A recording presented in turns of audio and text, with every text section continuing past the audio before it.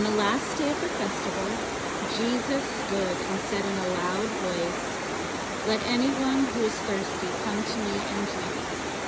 Whoever believes in me, as Scripture has said, rivers of living water will flow from within them."